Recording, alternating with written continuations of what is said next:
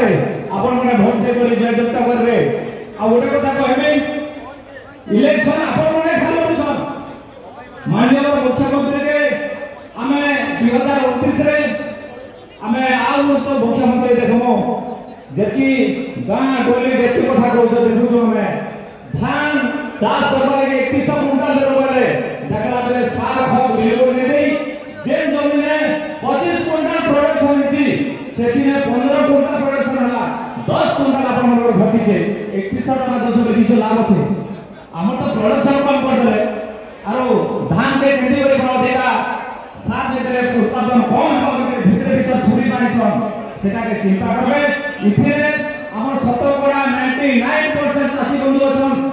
युवक मां समस्त चाष निर्भर नकरा जिला कोन से इंडस्ट्री नै थिले सेति लागि आपन के से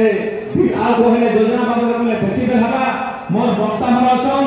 राज्य स्तर रो अछन जिला रो अछन ब्लॉक रो अछन पंचायत रो अछन बूथ रो अछन वार